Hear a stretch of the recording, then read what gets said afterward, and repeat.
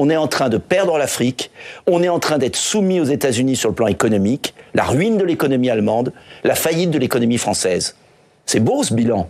Tout ça pourquoi ? Pour un conflit éternel entre le monde slave orthodoxe et le monde chrétien, un conflit qui date depuis 4 siècles.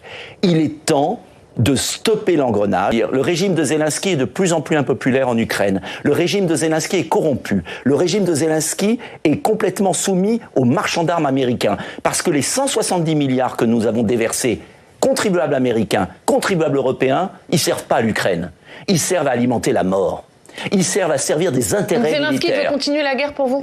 Zelensky veut continuer la guerre parce qu'il est soutenu par les Occidentaux. Mais si on arrête la livraison comme Trump a décidé, comme les Américains ont décidé, il s'arrêtera dans l'instant.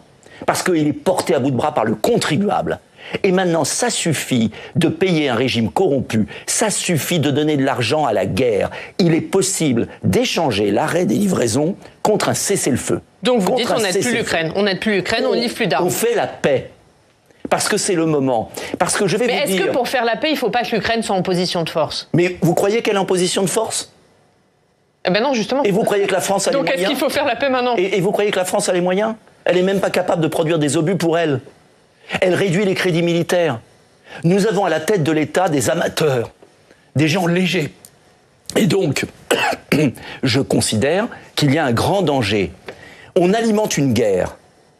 On ne la maîtrise pas au moment où la paix est possible.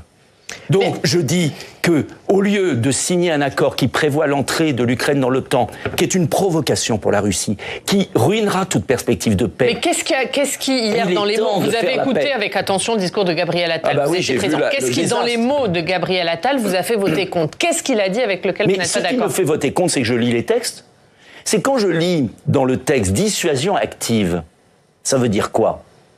Ça veut dire que c'est la suite du discours de Stockholm, du président de la République, qui rompt avec la dissuasion nucléaire française, qui a été toujours la même de Charles de Gaulle à Jacques Chirac, en passant par François Mitterrand, qui a toujours été une dissuasion du faible au fort, une dissuasion de dernière extrémité, de sanctuarisation du territoire national. Et je dis qu'Emmanuel Macron nous entraîne, en amateur, en inculte, en narcissique, dans une surenchère dangereuse.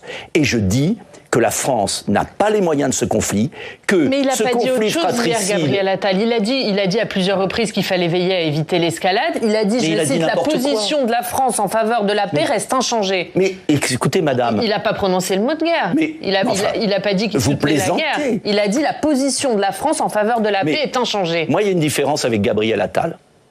C'est que je lis les écrits et je n'écoute plus les paroles d'un gouvernement qui dit tout et le contraire de tout. Vous savez, la politique est une affaire sérieuse, surtout quand il s'agit de la vie et de la mort. Je veux vous dire gravement que les amateurs qui sont au pouvoir aujourd'hui nous précipitent dans un conflit sans fin qui ruine l'Europe. Et je vais vous dire ce qui est en train de se passer. C'est que la Russie est poussée dans les bras de la Chine. J'ai vu un chiffre qu'il faut méditer. Le commerce entre la Russie et la Chine, depuis 2018, a doublé. On est en train de basculer la Russie dans les bras de la Chine, on est en train de perdre l'Afrique, on est en train d'être soumis aux États-Unis sur le plan économique, la ruine de l'économie allemande, la faillite de l'économie française. C'est beau ce bilan. Tout ça pourquoi ? Pour un conflit éternel entre le monde slave orthodoxe et le monde chrétien, un conflit qui date depuis 4 siècles. Il est temps de stopper l'engrenage. Il est temps, et c'est le mérite de la France. Et Gabriel Attal, il a posé une question hier. Je voudrais avoir votre réponse. On n'était pas comme dans cette fuite en avant. Il a posé une question, je voudrais avoir votre réponse. Il a dit, comment voulez-vous que les Ukrainiens puissent assurer leur souveraineté si le message qu'on leur envoie, c'est qu'on les désarme ? Qu'est-ce que vous répondez à ça ? Mais on propose la paix. On désarme si on échange contre un cessez-le-feu, bien sûr. Mais la France, mais un cessez-le-feu à quelles conditions ? Est-ce que les territoires qu'ont conquis les Russes, ça veut dire que les territoires qu'ont conquis les Russes, ils les gardent, ils restent russes ? Mais pourquoi moi je ne suis pas ni pro-russe ni pro-ukrainien ?